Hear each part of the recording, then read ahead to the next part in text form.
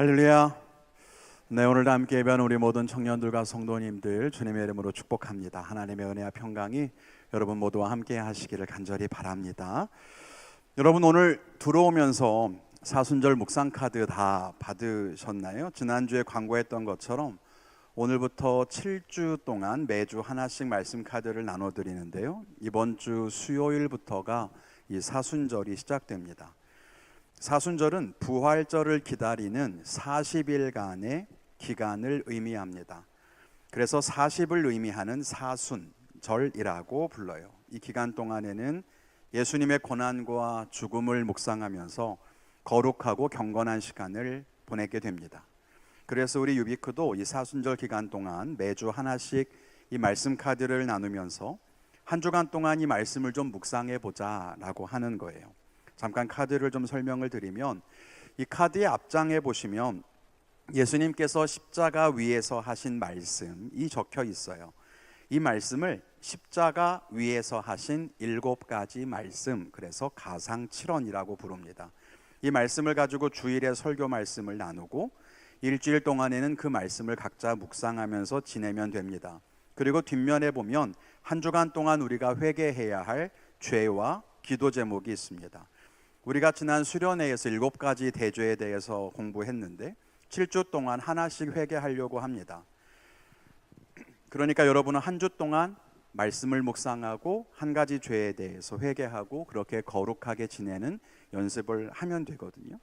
그러니까 셀에서도 또 묵상과 회개 기도를 함께 잘 할 수 있도록 또 권면하고 같이 이렇게 지내봤으면 좋겠습니다. 오늘은 예수님의 가상칠언 가운데 첫 번째 말씀입니다. 잘 아시다시피 예수님이 재판에 넘겨져서 고난을 당하셨습니다. 빌라도에게 십자가형을 선고받았고 채찍에 맞으시고 로마 군인들에게 조롱을 당하셨습니다. 그리고 십자가를 짊어지고 골고다 언덕까지 올라가셨습니다. 그리고 손과 발에 못 박혀서 십자가에 매달리셨습니다. 오늘 말씀해 보니까 예수님이 십자가에 달리셨을 때 그 양옆에는 2사람이 함께 못 박혔습니다. 십자가에 달리신 예수님이 가장 먼저 하신 말씀은 오늘 34절에 있듯이 아버지 저들을 사하여 주옵소서 자기들이 하는 것을 알지 못함이니이다 입니다. 자기를 때리고 고문한 군인들도 아래에 있었고 십자가에 직접 못을 박은 사람들도 자기 발 아래에 있었습니다. 자기를 고발한 사람들, 구경하는 사람들, 비웃는 사람들도 있었고 의심하는 사람들도 있었습니다. 그들을 바라보면서 예수님이 하신 말씀은 놀랍게도 저들이 무슨 짓을 하는지 알지 못하니까 예수님 용서해 주십시오 였습니다. 오늘 함께 이 말씀을 묵상하면서 은혜를 나누기를 원합니다. 그 첫째는 하나님의 사랑은 끝이 없다는 것입니다. 이 사랑이라고 하는 말은 어린아이들도 말할 수 있을 만큼 쉽고 많은 사람들이 이해하고 있는 말이긴 하지만 이 개념은 너무 크고 방대해서 사실 쉽게 정의 내리기는 어렵습니다.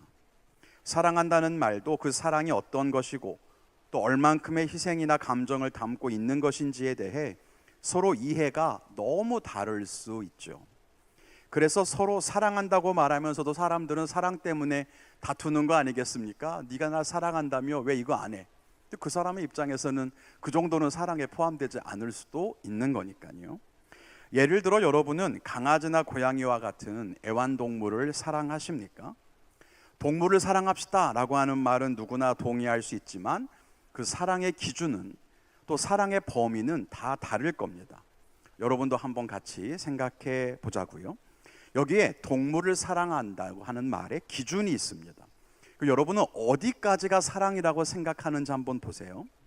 동물을 학대하지 않고 생명을 소중히 여긴다. 동물을 사육하기 위해 좁은 공간에 가두지 않는다. 고기를 먹지 않기 위해 채식주의자가 된다. 동물을 집 밖에서 기르는 건 학대다. 동물과 같이 한 침대에서 잘 수 있다. 동물의 미용을 위해 월 100만 원을 지출할 수 있다. 동물을 유모차에 태워 산책을 시켜준다. 결혼을 약속한 사람이라도 애완동물을 같이 키우지 못할 바에는 헤어질 수 있다. 동물이 죽으면 장례식을 치러준다. 가족관계를 묻는다면 동물의 이름을 함께 거론하며 제 아들이에요, 제 동생이에요 라고 할 수 있다. 여러분 어디까지 해야 동물을 사랑하는 걸까요? 여러분은 어디까지? 여러분 동물 다 사랑하시잖아요. 동물을 사랑해야 한다고는 다 동의하실 거예요. 그런데 여러분이 설정한 기준은 다 다를 거라는 겁니다. 그래서 동물을 사랑하자라고 하는 말에는 동의하더라도 그 속에 들어가면 그게 어떻게 동물을 사랑하는 거냐라고 손가락질하며 싸울 수도 있겠죠. 하나님의 사랑에 대해서는 더 그렇다는 거예요. 하나님이 사랑이십니다 라고 말을 하면서도 모든 사람은 하나님이 사랑이라면 이렇게 하셔야 하는 게 아니냐라고 각자의 기준을 가지고 있습니다. 그래서 하나님 사랑에 대한 이해도 다르고 때로는 나의 기준에서 봤을 때 하나님의 사랑을 이해하지 못할 때도 있습니다. 그런데 우리의 생각과 기준에서 하나님의 사랑이 어떠한가, 그게 중요한 게 아니라 하나님이 우리에게 보여주신 사랑은 무엇인가, 그게 더 중요하다는 것입니다. 그래서 우리는 내 생각에 하나님이 우리를 사랑하신다면 이렇게 해야지 라는 생각과 고집을 버리고 하나님이 우리에게 보여주신 사랑을 있는 그대로 바라볼 수 있어야 합니다. 그래야 그 사랑을 진짜 이해하게 되는 거예요. 오늘 본문에서 볼 수 있는 하나님의 사랑은 어떤 것이었습니까? 자기를 조롱하고 자기를 죽이려고 하는 사람들을 용서하시는 사랑입니다. 여러분, 그게 하나님의 사랑입니다. 우리라면 그럴 수 있을까요? 우리는 우리의 자존심을 건드리는 사람은 밟아버려야 직성이 풀려요. 자기를 조금이라도 해하려고 하면 분노를 다 퍼붓고 내가 할 수 있는 모든 방법을 동원해서 그 사람을 공격하고 다시는 내 앞에서 까불지 않도록 만들어야만 마음이 풀리지만 예수님은 그렇게 하지 않으셨습니다.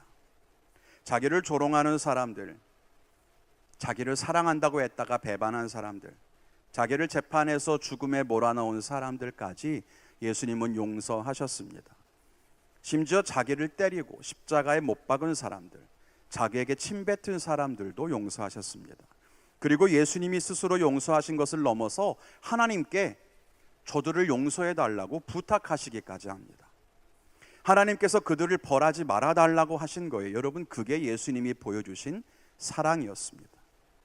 이 하나님의 사랑은 그래서 끝이 없습니다. 그리고 끝이 없는 사랑에는 두 가지의 의미가 있습니다. 하나는 하나님이 용서하실 수 없는 죄는 없다는 것입니다. 하나님이 용서할 수 있는 죄는 없습니다. 우린 그렇잖아요. 상대방이 나에게 잘못했을 때 용서할 수 있는 잘못과 선을 넘었다고 여기는 잘못이 있어요. 예를 들어 나를 놀리는 건 참아도 내 가족을 놀리는 건 못 참는다거나, 돈을 빌려가서 안 갚는 건 내가 용서할 수 있어도 거짓말하는 건 내가 못 참겠다거나, 그래서 우리에게는 용서의 한계치가 존재한다는 것입니다. 그러나 하나님께는 그렇지 않습니다. 하나님께는 용서받지 못할 죄가 없습니다. 사람들에게는 손가락질을 당하고 멸시당하고 저주받아 마땅한 죄라고 해도 하나님께는 용서받을 수 있습니다. 극악무도한 범죄자도 파렴치한도 하나님은 용서하실 수 있습니다. 그게 하나님의 사랑이에요. 오늘 십자가에 예수님을 매달았던 군인들, 매질을 하고 조롱하는 사람들도 용서하신 예수님은 우리가 아무리 큰 죄를 지어도 용서하실 수 있습니다. 그러므로 하나님께 용서받지 못할 사람이라는 건 없다는 거예요. 그게 끝이 없는 사랑의 의미예요. 또 하나는 하나님은 끝까지 기다리시고 용서하신다는 의미가 있습니다. 베드로가 예수님께 묻죠. 잘못을 저지른 형제를 7번 용서하면 됩니까? 나름 최선을 다했어요. 7번 용서하면 됩니까? 그랬더니 7번씩 70번을 용서하라고 하십니다. 이 말은 계속 용서해야 한다는 뜻입니다. 용서에 제한이 없다는 거예요. 우리는 그렇게 할 수 없을지 몰라도 하나님은 끝까지 용서하십니다. 하나님의 용서는 포기하지 않는 사랑입니다. 물론 그 사랑에도 끝은 있어요. 예를 들어 최후의 심판, 뭐 이런 거 있잖아요. 그러니까 모든 것을 심판하시는 때가 있습니다. 그러나 그 때라고 하는 것이 어느 특정한 날짜로 정해져 있는 것이 아닙니다. 하나님의 기다림이 끝나는 그날은 모든 사람들에게 회개의 가능성이 없는 때, 하나님의 기다림이 더 이상 의미가 없는 때를 의미할 겁니다.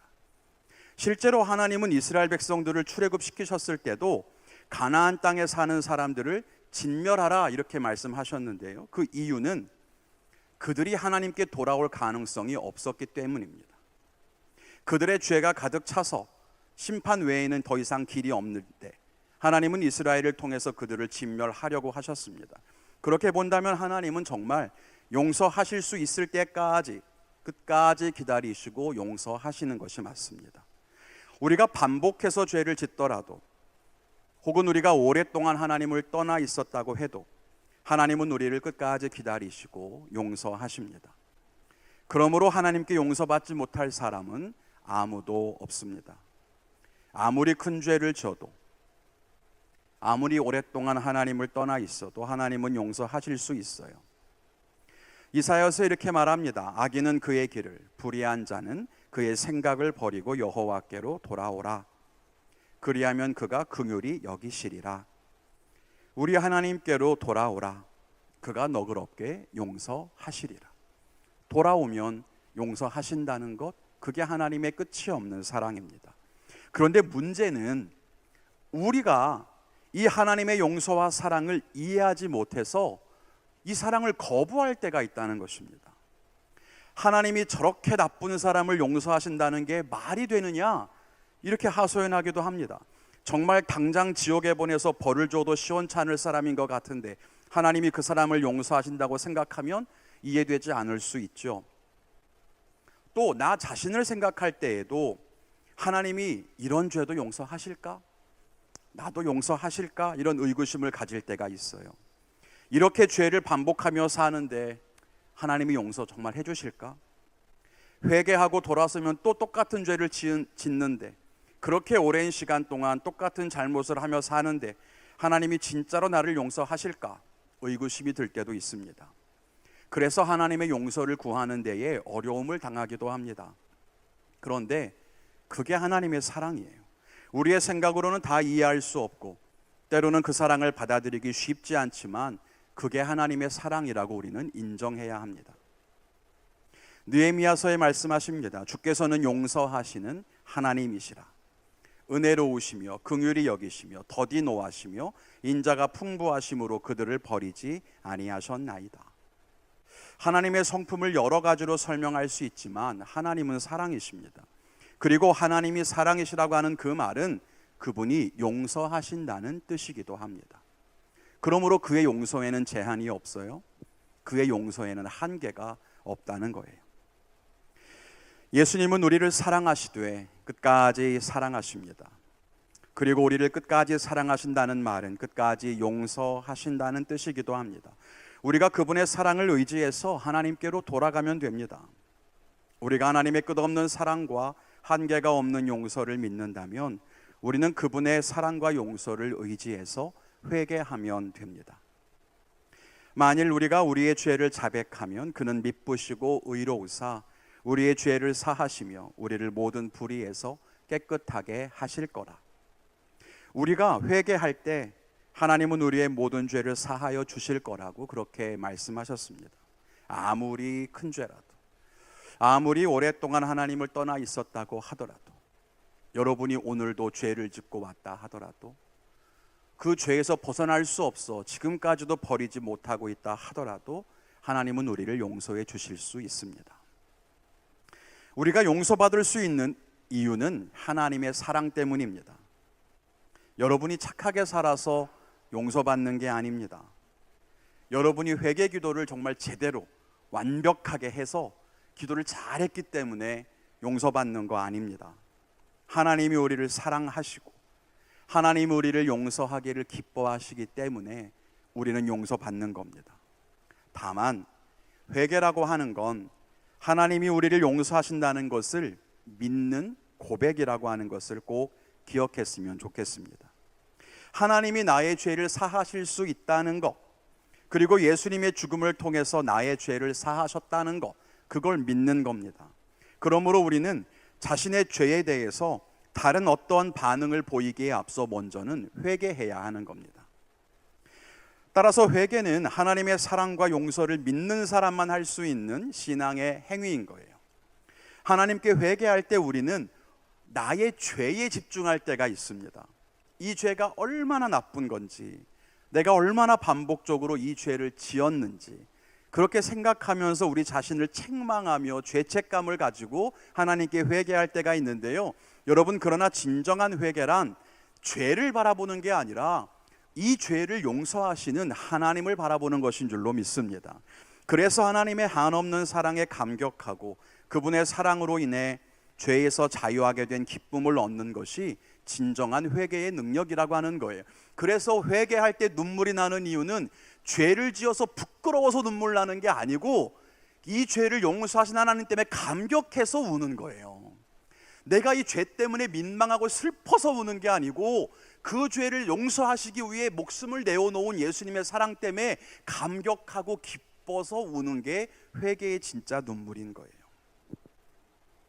우리 청년들과 성도님들이 하나님의 한없는 사랑을 의지하고 그 진실한 회개를 통해 우리의 죄를 사하시는 놀라운 은혜를 누릴 수 있기를 주님의 이름으로 간절히 축원을 드립니다. 두 번째는요, 우리도 용서하며 살아야 한다는 것입니다. 대지만 들어도 마음이 무겁죠. 예수님의 삶은요, 우리가 닮아가야 할 본입니다. 우린 예수님이 걸어가신 길을 따라가고 예수님의 장성한 분량에 이르기까지 그분을 닮아가야 합니다. 그렇다면 십자가에서 자기를 죽이려고 했던 사람들을 용서하신 예수님을 닮아서 우리도 용서하며 살아야 하는 거죠. 그게 하나님께서 우리에게 원하시는 일입니다. 우린 용서에 대해서 정말 많은 설교를 듣습니다. 듣고 또 들어도 쉽지 않은 것 중에 하나, 여러분, 그게 용서 아닙니까? 용서해야 한다는 것은 알고 있지만 우리 마음이 그렇게 하고 싶지 않아서 문제입니다. 그런데 용서에 대해 우리가 반드시 기억해야 할 것이 있습니다. 먼저는 용서는 하나님의 명령이고 우리가 반드시 해야만 하는 일이라는 사실입니다. 우리가 하나님께 찬양하고 예배를 드릴 때마다 하나님의 뜻에 순종하겠다라고 말하고 하나님이 기뻐하시는 일에 삶을 드리겠다라고 하잖아요. 그럼 하나님이 내게 원하시는 것이 무엇일까를 알고 그 일을 해야만 되잖아요. 용서가 그 중에 하나라는 것입니다. 용서는 내가 할 수 있을 때, 나중에 언젠가 기회가 되면 해도 되는 그런 부드러운 권고사항이 아닙니다. 용서는 하나님께서 우리에게 반드시 하라고 명하신 겁니다. 하나님이 우리에게 간음하지 말아라 이렇게 말씀하시면 지금은 아니고요, 언젠가 그러고 싶은 마음이 들 때 지킬게요. 여러분, 그럴 수 있겠습니까? 세상의 욕심을 포기하라 이런 명령을 들었을 때 지금은 안 되지만 언젠가 저도 하고 싶어요. 여러분, 그렇게 마음 먹는 겁니까? 아니잖아요. 명령은 지금 당장 실천해야만 하는 것입니다. 여러분, 순종은 지금 당장 해야 하는 거예요. 우리가 예배를 잘 드린다고 해서 내게 주신 명령을 나중으로 미룰 수 있는 게 아닙니다. 오늘 이 자리에서 찬양과 예배를 뜨겁게 드려요. 그리고 하나님께 이렇게 기도해요. 하나님, 내가 지금은 용서할 수 없어요. 내가 지금은 간음하는 죄를 멈추고 싶지 않아요. 그렇지만 언젠가 그렇게 할 거예요. 여러분, 이렇게 말한다면 하나님이 그렇구나, 내가 기다려 줄게, 내가 다 이해한다. 여러분, 그러실 것 같습니까? 아니란 말이에요. 하나님의 명령이라고 하는 건 우리에게 기한을 두고 주시는 말씀이 아니에요. 지금 당장 해야 하는 명령인 거죠. 여기엔 어떤 변명도 타협도 없는 겁니다. 명령에는 그냥 행하느냐 그렇지 않느냐만 있는 거예요. 물론 그 명령에 순종하지 못하는 죄도 용서해 주실 거예요, 회개하면. 그러나 그렇다고 해서 그 명령을 우리가 가볍게 여길 수는 없는 거죠. 또 하나 기억해야 되는 것은 용서할 수 있는 힘은 용서받은 은혜 안에서 얻는다는 거예요. 용서란 여러분 내 기분으로 할 수 있는 것이 아닙니다. 용서는 내 힘으로 할 수 있는 것도 아니에요. 용서는 오직 내가 용서받았다는 감격과 은혜 안에서만 할 수 있는 겁니다. 이 비밀을 알지 못하면 우리는 절대로 용서 못합니다. 이런 말씀이 있어요. 서로 용서하기를 하나님이 그리스도 안에서 너희를 용서하심과 같이 하라. 너희를 용서하심과 같이 용서하라. 이 말씀은 우리의 용서가 하나님의 용서에서 출발한다는 것을 알려줍니다. 하나님이 우리를 용서하신 것처럼 우리도 용서하라는 뜻입니다.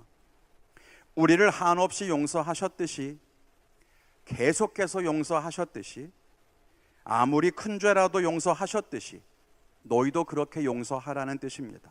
하나님이 우리를 어떻게 용서하셨습니까? 우리의 잘잘못을 따져서 어느 정도 용서받을 만한 죄는 용서해 주시고, 그렇지 않은 죄들은 계속해서 하나님이 화를 내시고 벌하셨습니까? 아니면 회개를 계속해서 1000번 만번 머리를 숙여서 우리의 잘못이 좀 작아진 다음에 하나님이 기분이 풀리면 그제서야 내가 이제 기분이 풀렸으니 용서해 줄게, 여러분 그렇게 용서하셨습니까? 아니잖아요. 하나님의 용서는 그저 우리가 회개할 때 그냥 용서해 주신 겁니다. 그런데 이게 우리 힘으로 안 되잖아요. 우리의 힘과 능력으로 되는 게 아니라 오직 하나님의 영으로만 할 수 있어요. 그래서 우리에게 필요한 게 성령의 능력이라는 겁니다. 성령의 능력이 충만해야 하고 하나님의 마음이 부어져야 돼요. 그리고 내가 먼저 용서받은 자라는 사실을 반드시 기억해야 돼요. 그래서 성경에는 1만 달란트 빚진 사람의 비유가 나오는 겁니다. 이 비유에 보면 자기가 절대로 갚을 수 없는 엄청난 빚을 진 사람의 빚을 탕감해 줬어요. 그런데 그 사람이 자기의 빚을 다 없이 해준 그 은혜는 기억하지 못하고 집으로 돌아가서 아주 적은 돈을 빌려준 사람을 붙잡고 막 책망하는 거예요. 돈 갚을 때까지 내가 너를 가만두지 않을 거라고 협박하는 거예요. 결국 어떻게 됩니까? 다시 붙잡혀서 고초를 당하지 않습니까? 우리가 그렇다는 거예요. 우리가 정말로 용서받은 은혜를 아는 사람이라면 다른 사람 용서하는 게 맞습니다.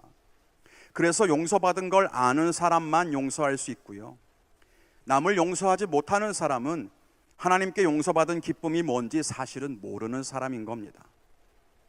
남을 용서하는 우리의 용서는 우리를 용서하시는 하나님의 용서와 연결되어 있습니다. 마태복음에 이런 말씀이 있습니다. 너희가 각각 마음으로부터 형제를 용서하지 아니하면 나의 하늘 아버지께서도 너희에게 이와 같이 하시리라. 여러분, 이게 얼마나 무서운 말씀인지 아시겠습니까? 우리가 남을 용서하지 않는다면 하나님도 우리를 용서하지 않으신대요.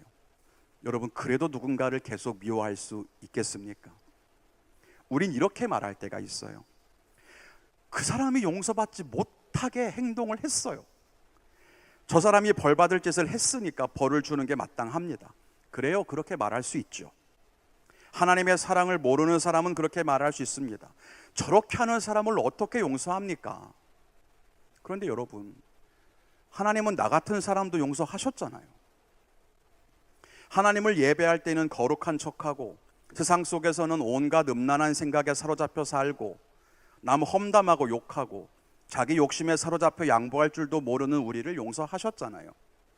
그럼 하나님이 우리를 벌 주시면서 야, 네가 벌 받을 만한 짓을 했잖아 라고 하신다면 어떻게 하시겠습니까?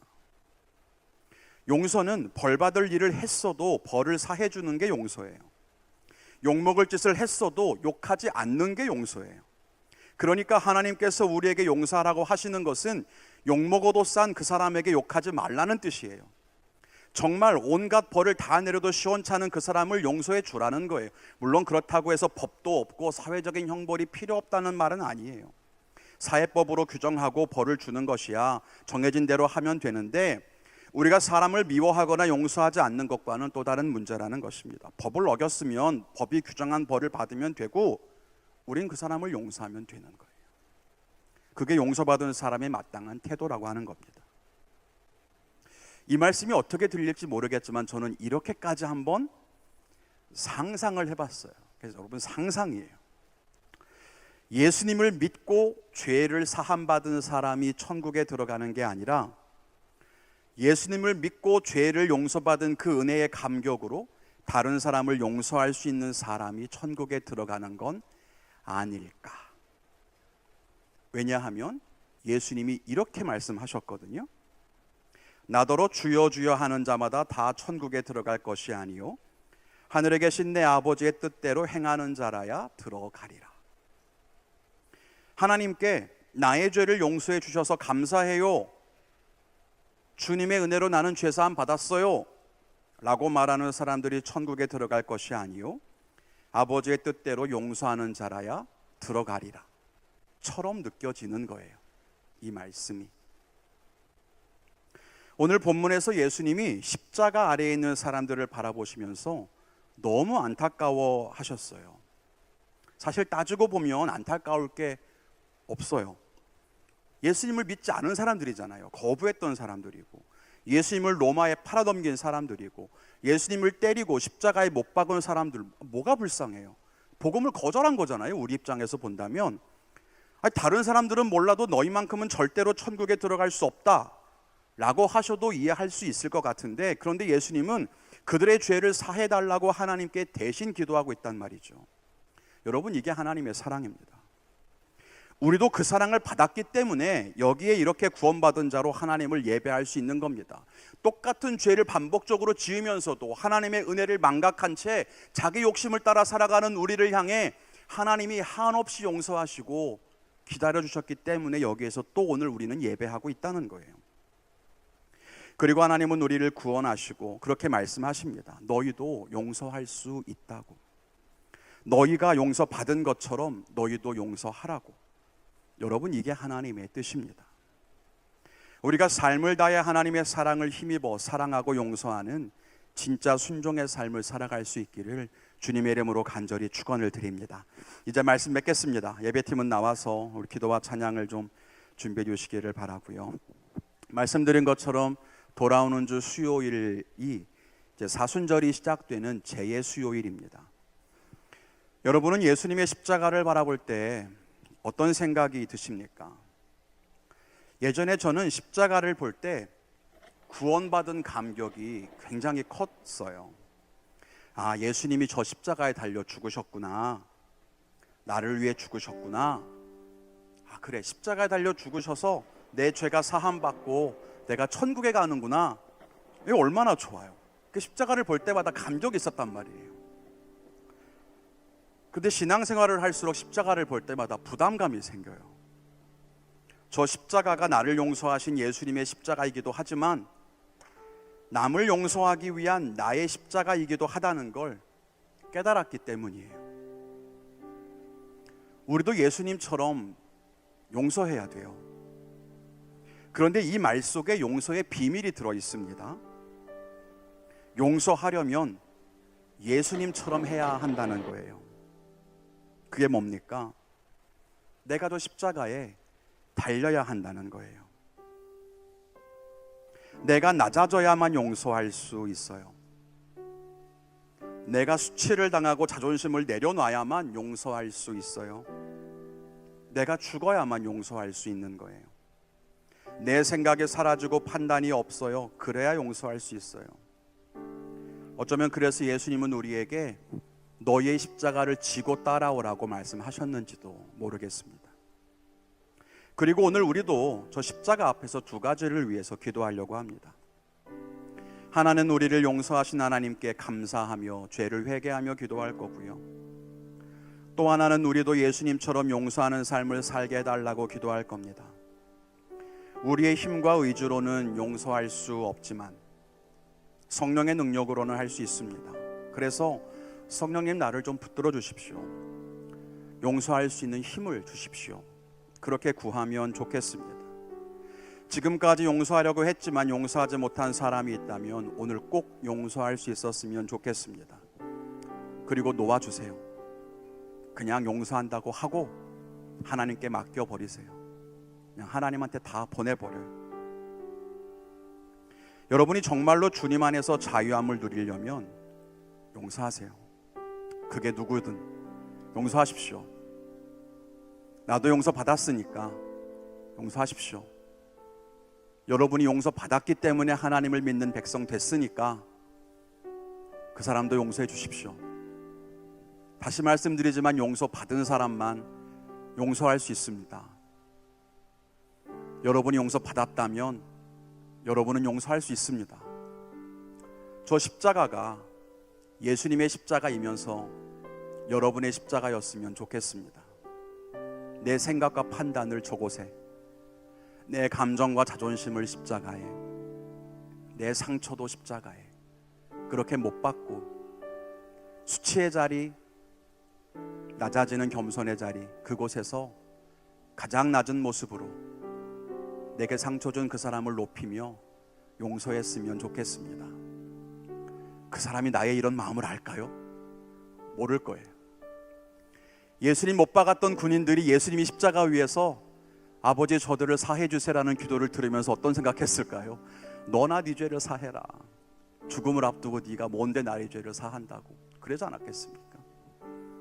그런데 혹시 그 중에 누군가가 10년 뒤 20년 뒤에 복음을 받아들여서 구원의 은혜를 경험했다면 십자가 위에서 나를 위해서 나의 죄를 위해서 기도했던 예수님의 기도를 떠올린다면 그럼 얼마나 감격스러울까요?